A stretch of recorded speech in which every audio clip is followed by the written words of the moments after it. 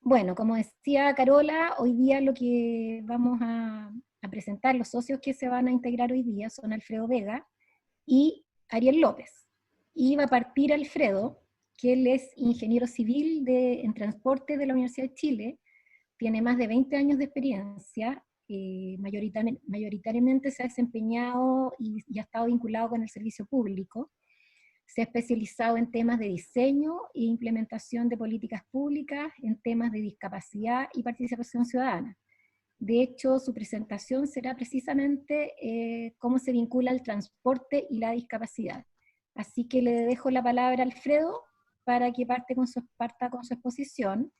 El orden de la ceremonia va a ser Alfredo expone, después vienen consultas a la exposición de Alfredo y posteriormente parte Ariel. Así que Alfredo, te doy la palabra para que compartas tu Ok, presentación. comparto. Ahí se ve un PowerPoint inicial. Sí, ahí se ve todo. Sí, Perfecto. se ve. Bueno, agradecer la oportunidad, agradecer que estén acá. Yo muy feliz de poder finalmente incorporarme a Xochitlán, de poder hacer finalmente esta presentación de incorporación. Ahora sí, en serio, más allá de las bromas. La presentación que yo les voy a hacer quizás es un poco diferente a las presentaciones tradicionales que vemos en Xochitlán. Tiene un perfil más motivacional y tal como decía Irene, se desprende de la experiencia que he tenido en el sector público trabajando con los temas de discapacidad. Yo tuve la suerte de trabajar hasta hacía muy poco en el Ministerio de Transportes, en donde los últimos 8 o 10 años estuve viendo estos temas. Para poder dar un contexto de qué es lo que estamos hablando, quiero abrir describiendo brevemente qué es la discapacidad, porque es un concepto que ha ido cambiando en el tiempo y que no es un concepto ni estático ni tiene una única visión. La discapacidad, incluso si nos vamos así ya haciendo historia a los 1800, la discapacidad no existía. Francia declaró que todo aquel que tenía discapacidad no era un ser humano, no era una persona, era un monstruo, y existía normativa de las monstruosidades. Ahí parte el tema de la discapacidad y con ese enfoque. Luego ha sido un tema bastante difícil socialmente. Pero yendo un poquito más cerca en la historia, pero ni tanto tampoco, la discapacidad se ha visto desde 3 grandes puntos de vista. Uno es el médico, que habla de que la persona con discapacidad es una persona que está enferma, está rota y por lo tanto hay que mejorarla. Y ese fue un enfoque muy fuerte en la primera mitad del siglo XX, hasta que hasta que terminaron la Segunda Guerra Mundial principalmente, y los estados se vieron invadidos de personas que volvían de la guerra, mutilados, ciegos, muy dañados, pero que tú no podías decir que eran dañados, porque en el fondo venían saliendo de la guerra. Luego la sociedad cambia y toma un modelo que se llama como modelo social, en donde se dice que esta persona con discapacidad es pobrecita la persona con discapacidad, un enfoque súper asistencialista, y a estas personas se les empieza a dar techo, comida, colchón, para que puedan vivir y sobrevivir el resto de su vida de manera muy infantilizada, pero sin ninguna expectativa de crecer y ser parte de la sociedad.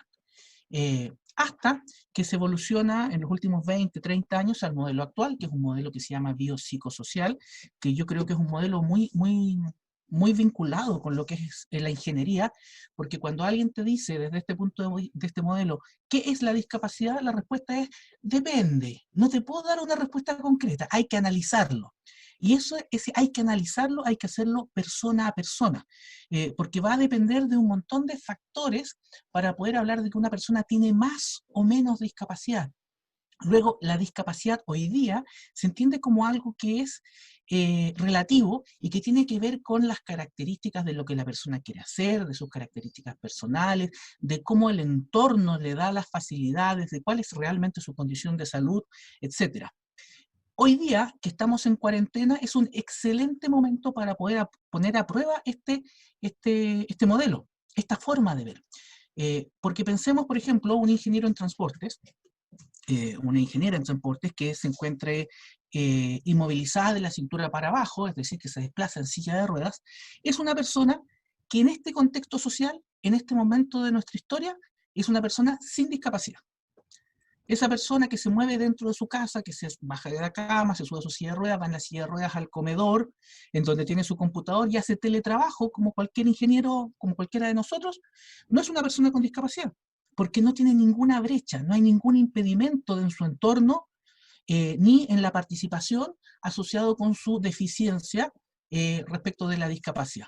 Sin embargo, si esa misma persona la mandamos a hacer el mismo trabajo, por ejemplo, a una oficina de Santiago Centro, en el Ministerio de Transporte, es una persona que va a empezar a presentar una discapacidad. ¿Por qué? Porque va a tener que salir de su casa, trasladarse, interactuar en veredas mal hechas, tratar de movilizarse con algún sistema de transportes, ingresar. Pensemos, por ejemplo, el Ministerio de Transporte, decía yo, porque lo conozco, sé físicamente que es un edificio muy antiguo, es un edificio que no está bien adaptado para personas que se mueven en silla de ruedas, luego enfrentaría ciertas brechas. Luego, como conclusión, una persona tiene más o menos discapacidad en función de las características de su entorno, el grado de participación que logra tener y la combinación de esto con su deficiencia. Y la palabra deficiencia, en este caso, yo sé que hay temas con los vocabularios, hay que tener cuidado, las personas son personas con discapacidad, que no es lo mismo decir que son personas discapacitadas, son personas que tienen una característica, que es la discapacidad. Y dentro de esas características tienen una deficiencia, porque les falta una mano, les falta un pie, les falta la capacidad de ver. Luego, esta combinación te hace definir si hay más o menos discapacidad. Es en este contexto en donde también es bueno tener claro los tres conceptos fundamentales que se utilizan en este marco, que es la exclusión, cuando ya definitivamente dejas afuera a las personas con discapacidad, la integración, cuando tratas que las personas sean parte de las actividades, pero no de manera natural, y luego tienes que generar artilugios para que la persona sortee las barreras que hay en el entorno, y por último el concepto de inclusión, que es decir, las personas con discapacidad no enfrentan ninguna barrera ni tienen ninguna diferencia con las personas que no tienen discapacidad. En cuanto al marco regulatorio, que es dentro de lo cual nos vamos a tener que mover al momento de trabajar en esto, el marco más grande es el marco de Naciones Unidas, que el 2006 establece su convención de personas con discapacidad. Hay otras anteriores, pero esta es la última y ciertamente es la mejor desarrollada, que básicamente, al igual que todas las convenciones de Naciones Unidas, lo que dice es hay que respetar los derechos humanos, todas las personas son iguales, hay algunas personas que son más iguales que otras, y por lo tanto los estados deben preocuparse porque los derechos humanos de estas personas que son tan iguales como las otras sean respetados. Es decir, les insta a todos los gobiernos, a todos los estados, que hagan los esfuerzos porque las personas con discapacidad sean incorporadas en la sociedad y les sean respetados todos sus derechos, libertades y puedan participar en la sociedad sin ninguna restricción. Chile adscribe a este marco regulatorio y ratifica y pone en marcha la implementación de la convención de la forma en que Chile mejor sabe hacer las cosas, que es con una ley. O sea, en Chile, si no hay una ley, esto no se va a implementar. Luego, Chile el año 2010 saca la ley, y es una ley que, si vemos ya en el título, está estableciendo que a lo que apunta no es sobre la discapacidad, sino que a lo que apunta es dar igualdad de oportunidades e incluir en la sociedad a las personas con discapacidad. Y la ley podría haberse quedado simplemente en el primer artículo, que busca asegurar que las personas con discapacidad hagan pleno uso de su derecho de ser parte de la sociedad y mandatar a todos los órganos del Estado a eliminar cualquier barrera y a trabajar proactivamente por incorporar a las personas.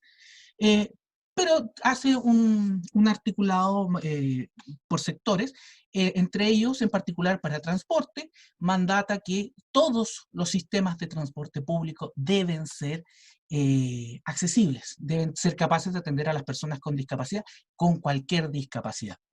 Lo cual ya en el sector nos deja con una meta que a la fecha no está cumplida a nivel nacional, tiene importantes avances en lo que es Santiago, pero que es un desafío que queda mucho por hacer.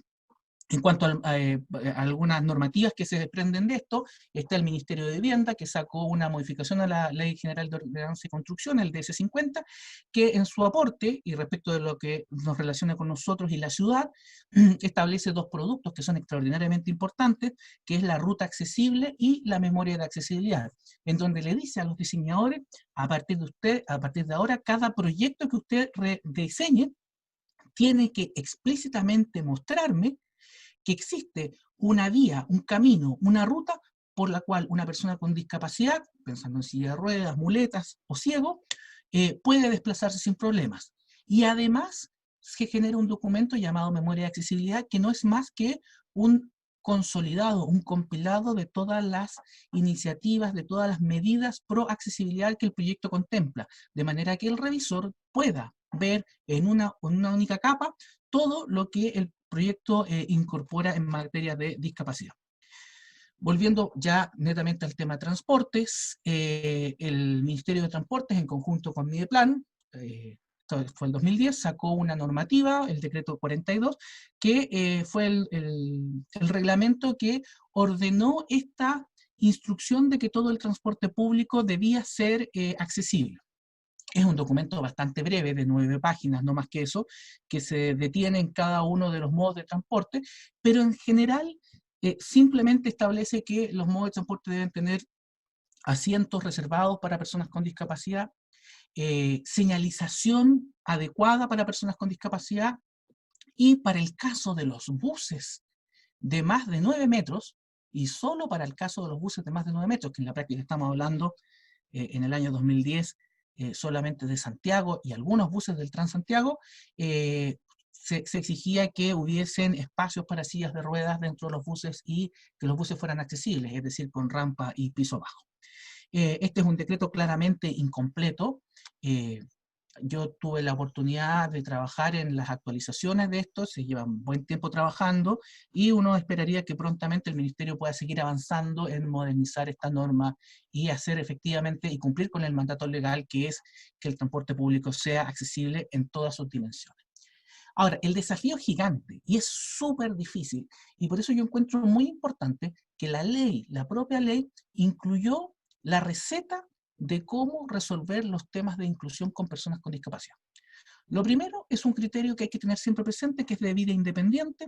Las personas con discapacidad simplemente son personas que están o en una silla de ruedas, o que no ven, o que no escuchan.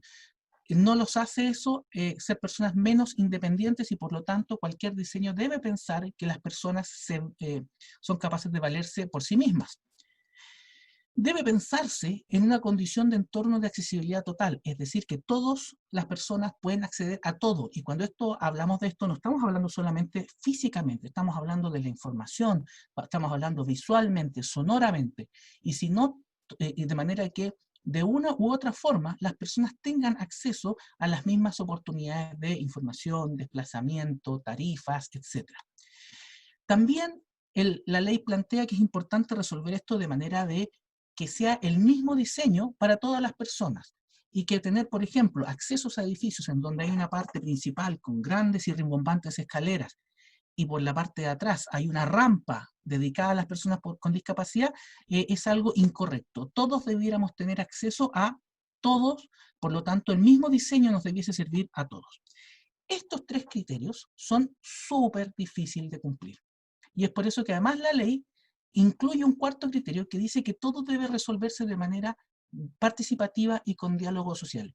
Y esto, que en general es un tema súper, a lo cual la gente le hace el quite, conversar siempre es un problema, conversar con la ciudadanía genera conflicto, es la gran solución para los inconvenientes de los 3 principios anteriores, porque las personas con discapacidad, una vez que uno conversa con ellas, tienen completa conciencia de la dificultad de cumplir los 3 principios anteriores, y tienen plena conciencia de cuáles son las regalías que pueden hacer, qué cosas se pueden sacrificar en diseño universal, en accesibilidad, con tal de resolver los problemas que ellos tienen y tener servicios que les sean prudentes. Y por último, la ley establece un criterio de intersectorialidad, de manera que la respuesta clásica que uno escucha muchas veces, que los temas de discapacidad son problemas solamente del SENADIS, del Servicio Nacional de la Discapacidad, no es así. sino que cada servicio debe tomarlo.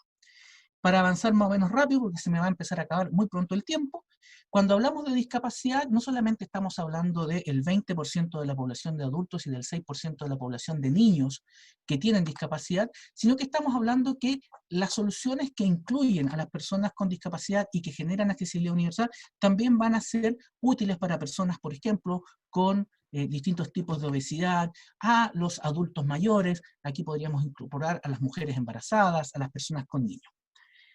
En el ámbito del transporte, la discapacidad genera unos desafíos impresionantes. En el transporte público estamos hablando de que no tenemos los servicios todavía que son accesibles, e incluso los servicios accesibles que tenemos, como el sistema red, no han sido pensados para que el servicio sea digno para las personas con discapacidad. El solo ejemplo de que la persona con discapacidad sube por la segunda puerta y tiene que entregarle su tarjeta a una persona para que vaya a la primera puerta a validar, y que no haya un validador al lado de donde esa persona accede, habla ya de que efectivamente no hemos pensado en los servicios. Las licencias de conducir son un gran tema que también no están bien resueltos. Hoy día la ley establece que tener una discapacidad no te impide tener licencia de conducir no profesional. Sin embargo, hoy día en la práctica todavía está sujeto a criterios de las municipalidades, y no se ha normado y no tenemos tecnología suficiente en el país para poder decir qué personas pueden y qué personas definitivamente no pueden manejar.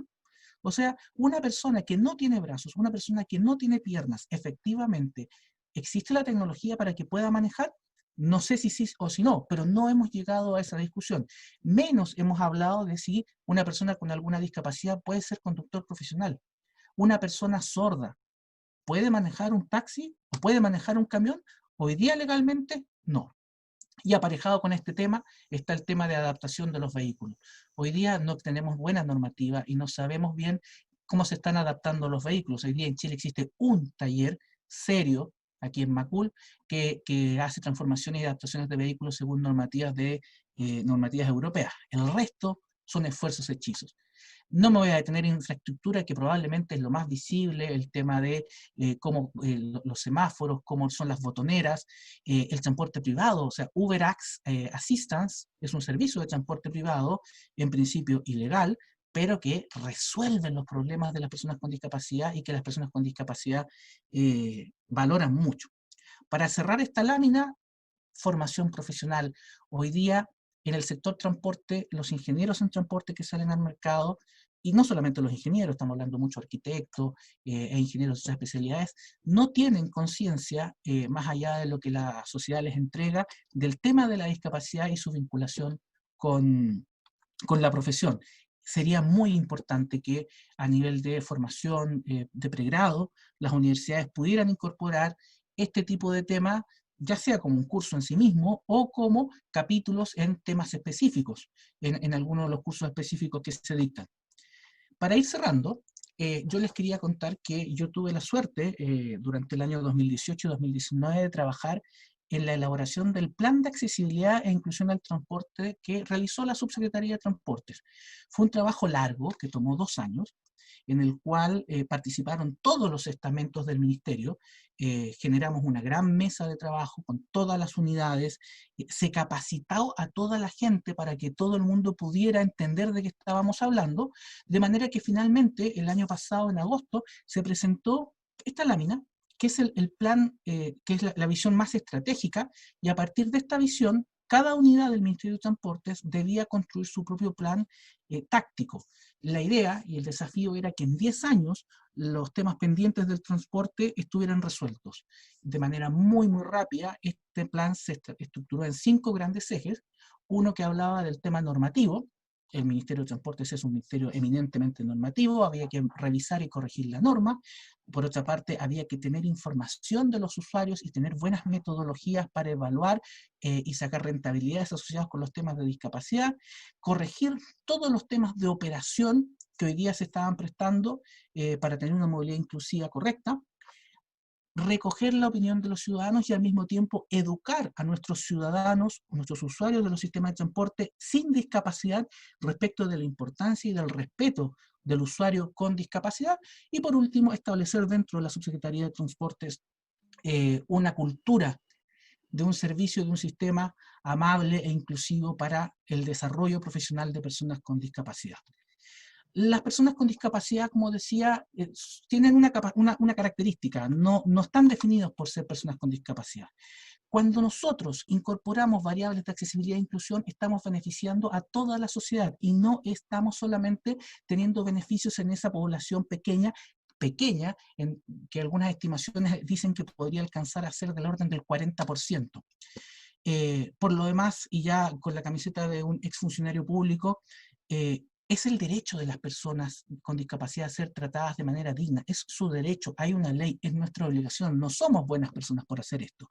Y el gran desafío de esto en lo que es ingeniería, es que la inclusión no es solamente hacer una rampa, no es solamente que el semáforo haga ruido, es que tenemos que tener los procesos pensados para todas las discapacidades. Tenemos que poder incorporar multidimensionalmente en el lenguaje, en los espacios, en los diseños, los procesos, lo cual hace que sea un desafío súper interesante y bonito. Eso era brevemente lo que les quería contar. Muchas gracias. Ahí estamos viendo ese símbolo, para el que no sabía, es el símbolo de gracias, y lo que estamos viendo ahí es una persona sorda dándole las gracias a una persona ciega que claramente necesita tocarle las manos para poder entender qué es lo que le están diciendo. Muy amable a todos por la atención. Muchas gracias, Alfredo. Agradecerte por tu exposición y además porque estuviste perfecto en el tiempo. Y bueno, ahora vamos a dar el paso a preguntas. Tenemos 10 minutos. No sé si hay alguien que quiere consultar. Yo pensaba que como éramos poquitos podíamos preguntar a viva voz, pero vamos viendo. José Luis quiere preguntar algo. Levanten la manito y yo los voy ahí anotando. Ya. José Luis primero y después la Vivi. El tema me pareció estupendo, muy motivador. Y quería preguntarle a Alfredo, ¿cómo han ido las conversaciones con el Ministerio de Planificación, con el MDS, que de alguna manera restringe y condiciona las metodologías de evaluación? Esta forma de enfrentar los proyectos de transporte implican aumentar los costos. Y la pregunta es, ¿cómo van a aceptar en la contrapartida de los beneficios para que puedan entrar en la evaluación social? Mira, haciendo el primer disclaimer, José Luis, de que yo ya no soy parte del ministerio, por lo cual yo tengo información solamente hasta finales del año pasado, pero también sabiendo que los temas están bastante congelados, tanto por el estallido social como por la pandemia, el Servicio Nacional de la Discapacidad, en coordinación con SECTRA, tienen en marcha estudios para lo que es la investigación y el desarrollo de metodologías.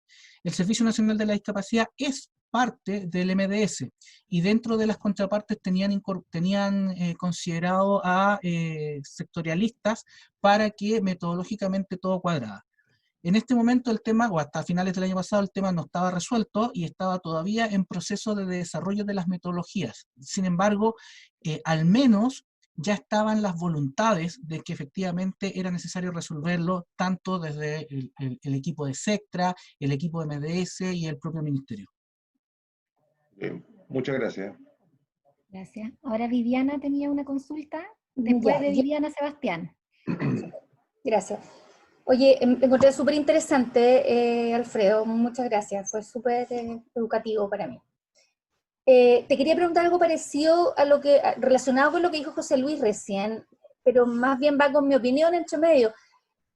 Yo no entiendo mucho el que haya demasiado esfuerzo para generar metodologías de evaluación, para generar infraestructura, ¿cierto? Porque no es infraestructura para discapacidad, es infraestructura que tiene que tener ciertos dispositivos para personas con movilidad reducida, ¿cierto? Y en ese entendido, yo no entiendo que se generen metodologías mejores o peores para evaluar y que no sea evidente que tiene que ser esto un estándar, que tú deberías eliminarlo de la evaluación social, y tú lo que deberías es decir, si aquí no hay un estándar, ¿cierto?, tienes que cumplirlo y punto, y eso será un costo que va por el lado, que es lo mismo que pasa hoy día con los semáforos, cuando tú después de un largo desarrollo, ¿cierto?, de harto tema con MDS, se logró que la normalización de semáforos, por ejemplo, no tenga evaluación social, ¿te fijas? Entonces, por lo tanto, el criterio va por otro lado. Y esto para mí es súper evidente. Yo vi una de las líneas que tú tenías que tenía que ver con metodología y hablaba de la evaluación, y digo, pero no deberíamos ir para allá. Era tu opinión la que quería preguntar. Gracias.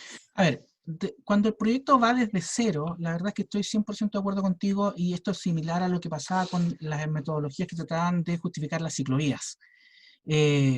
Le dimos 1000 vueltas para que el ahorro de tiempo del automovilista, porque no lo entorpecía. ¿Se acuerdan la metodología de ciclovía, que es un cacho, y al final terminamos hablando de que era un estándar? Ciertas vías tenían que tener una ciclovía. Aquí es similar. Quizás el tema de las evaluaciones se justifica cuando tú tienes proyectos que no necesitas hacerlos. Hoy día tienes un proyecto en donde tienes que rehacer el proyecto exclusivamente para que el proyecto sea accesible para una silla de ruedas. Y ese proyecto necesita de alguna manera entrar a competir con otros proyectos que tienen mayor urgencia. Es simplemente un tema de intentar lograr una cierta priorización entre los proyectos que tienen urgencia y rentabilidad social por sí mismos versus estos otros proyectos que la rentabilidad no te va a dar, pero sí que necesitas cumplir un estándar. Ahora, como tú te puedes imaginar, obviamente esa línea es una línea promovida desde la SECTRA, y que habla de la necesidad de poder ir a la discusión tanto con DIPRES como con MDS, porque el criterio de decir esto es un estándar y no podemos seguir dejando a las personas con discapacidad fuera del sistema, es un tema que no, o sea, no es argumento suficiente para respaldar un proyecto, el decir que estamos dejando fuera a las personas. O sea, si no les da la rentabilidad, los dejamos excluidos. Y esa es la realidad. Ok, muchas gracias. Sebastián, ¿tú tenías una pregunta? Sí, yo quería agradecer a Alfredo, súper interesante, y también estoy de acuerdo también con Viviana un poco con esto del estándar, pero aparte de eso quería hacer un comentario o pregunta. ¿Cómo se está evaluando de alguna manera la accesibilidad en espacios de circulación peatonal que son múltiples? Me pongo a pensar, por ejemplo, una estación de intercambio. Estas estaciones que vienen ahora, que son súper fuertes, ¿cierto? Entre metros, trenes, ciertos buses. Me pongo a pensar incluso, por ejemplo, en situaciones muy puntuales, como en la boletería de una estación de metro, que es muy complejo, por ejemplo, tratar de poner una banda guía, por ejemplo, ¿cierto? Entonces, va a haber múltiples direcciones y ir generando múltiples bandas guía va a ser el efecto contrario, va a distraer la dirección de las personas. Entonces, ¿qué otra alternativa hay? De alguna manera, si has visto alguna posibilidad de generar múltiples rutas, pero que también sean accesibles también. Tú estás pensando particularmente en la población ciega. Por ejemplo. Mira, el caso particular de la banda guía es un tema que no es, que si bien se utiliza, no es bien usado por la población ciega y no es bien recibido, además. Uno, porque se implementa mal. O sea, una persona ciega que trate de utilizar una guía podotáctil no tiene certeza de que eso lo va a llevar a alguna parte y que no se va a interrumpir y va a quedar abandonado. Y por otra parte, hoy día existe tecnología que es mucho más útil, como puede ser las aplicaciones Lazarillo. Lazarillo es una app que tú la instalas en el celular y en el fondo vas teniendo en el oído un narrador que te va diciendo exactamente dónde estás y cuántos metros tienes que avanzar en una dirección u otra.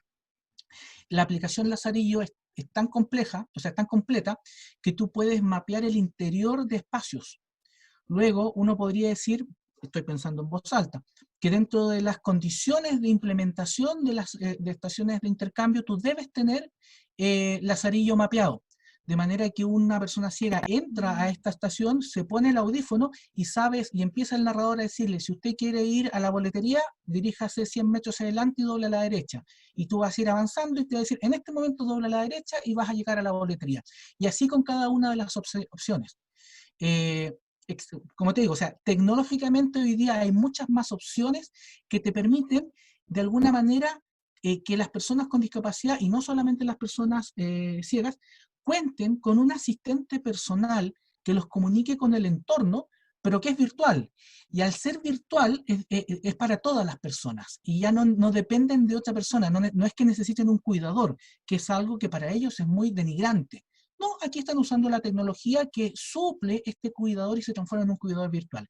Y yo creo que por allá, en esa dirección, van las soluciones del mediano plazo.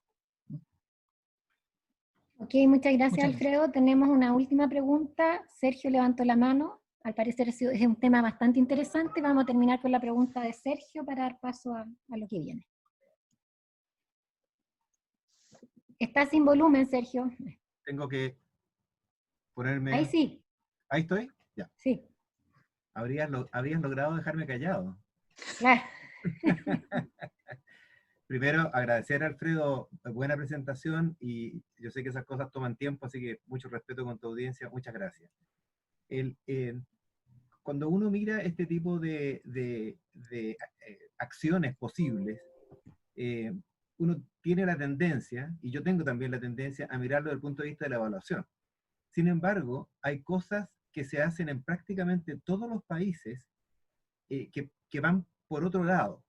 Déjame dar un ejemplo. Las tarifas reducidas para estudiantes y tercera edad.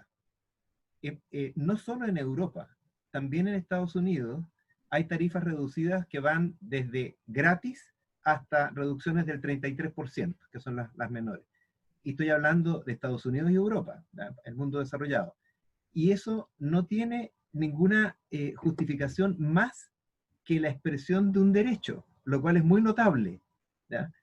Para los de la tercera edad se usa mucho el argumento, no muy medido tampoco, porque es parte de una ley, el argumento de evitar la exclusión social. Fíjate el terreno que me estoy metiendo, un terreno blando, donde no hay muchas ecuaciones, no hay mucho cálculo. Y en el caso de los estudiantes, de hecho en Chile se remonta una ley bien antigua que dice que los estudiantes no deben pagar más de un 33%, ¿ya? Porque es parte de la idea de la educación obligatoria. Entonces en este caso, yo creo que este problema hay que verlo desde un punto de vista parecido al que tú estás mostrando aquí, y por lo tanto, si se plantea desde ese punto de vista como una ley, todos los ciudadanos tienen derecho a desplazarse, no importa el tipo de impedimentos que tenga, entonces no va a ir en la evaluación, sino como un merit want, ¿ya? Yo necesito que esto se haga de esta manera. Les hago notar, no existe fundamento microeconómico ni de mediciones de consumer surplus en las tarifas rebajadas para viejos y para jóvenes, ¿ya? De hecho, yo tengo tarifa rebajada en el metro, así que cuando digo viejo estoy diciendo yo tengo tarifa rebajada. Y no meto aquí la gente de menores ingresos porque es un problema de equidad. Aquí estoy hablando de otro tipo de derechos.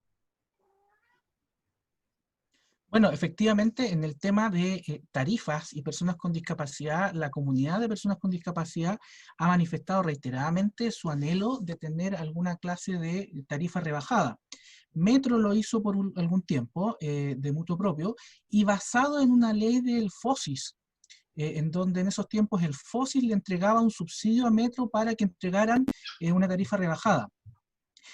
Ahora bien, más allá de que estoy completamente de acuerdo contigo, las personas con discapacidad han entregado fundamentos económicos que respaldarían la necesidad que justificarían su derecho al acceso a un subsidio, toda vez que en muchos casos las personas con discapacidad no salen solas.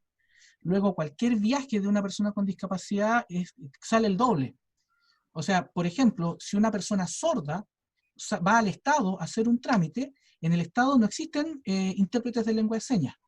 Luego, una persona sorda tiene que contratar a un intérprete de lengua de señas, que dependiendo del arreglo al que lleguen, le puede cobrar 5.000 pesos por hacer el trámite a lo amigo, o 50.000 pesos por hacer el trámite, por acompañarte, más el costo del traslado. Y todo eso, ¿por qué? Porque el Estado no ha sido capaz de entregarle un servicio accesible a las personas sordas. Luego, cualquier viaje a una persona sorda, a una persona con discapacidad, tiende a serle mucho más caro, porque va con un acompañante y porque les terminan, como las micros no les sirven muchas veces, terminan pagando un taxi o terminan pagando un Uber, luego gastan más.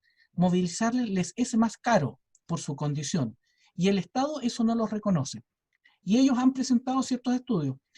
Cuando se hizo la solicitud en el Ministerio de Transportes, el Ministerio de Transportes en el primer periodo de Piñera, se le informó al Ministerio de Desarrollo Social que estaba toda la voluntad de darle tarifa rebajada, por ejemplo, en Transantiago a las personas con discapacidad, que la tarjeta VIP lo permitía, era posible, que lo único que necesitaba era que alguien se la jugara con el subsidio. Me acuerdo que en esa reunión estuvo el ministro de la época, Lavín, y no le quedó muy claro que eran ellos, como Ministerio de Desarrollo Social, los llamados a pedir el subsidio para cubrir los costos de transporte, porque obviamente él esperaba que transporte asumiera derechamente ese gasto. Luego ahí uno ve que también el tema es quién se camisetea y se hace responsable de ir y decir, quiero las lucas, vamos con ese subsidio.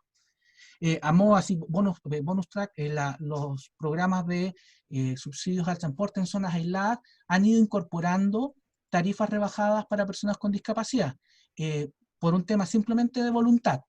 Y los operadores lo respetan también sin pedir tarjetas, sin mayores exigencias. O sea, hemos visto que en regiones se respeta y se incluye más simplemente por la voluntad de hacerlo. Gracias, Sergio. Excelente. Muchas gracias, Alfredo, una vez más. Nos trajiste un tema que yo creo que no siempre está puesto en primera línea, así que se agradece. Y bueno, y ahora Marisol simbólicamente te va a hacer entrega del diploma que te hace miembro de esta sociedad y que, bueno, por supuesto te invitamos a participar de todo lo que hagamos. Necesitamos socios participativos, así que contamos contigo. Marisol. Alfredo, te doy a nombre de la Sociedad Chilena de Ingeniería en Transporte la bienvenida a nuestra sociedad. Un aplauso para Alfredo. La verdad es que yo creo que todos acá quedamos con la misma percepción de que hay un desafío súper grande en lo que presentaste, hay un trabajo muy grande por hacer y te damos, como decía Irene, la bienvenida pensando que vas a ser una persona que creemos que va a estar comprometida con la sociedad. De hecho, Alfredo, antes de hoy ya pertenecía a la sociedad porque estaba trabajando en el grupo de trabajo COVID, así que de todas maneras demuestra su entusiasmo con la comunidad. Y acá te dejo oficialmente tu diploma, que te lo entregaremos cuando se acabe todo la cuarentena, la pandemia, todas estas cosas, y nos podamos reunir y oficialmente te vamos a entregar este diploma que te lo mereces. Así que muchas gracias, Alfredo. Muchas gracias.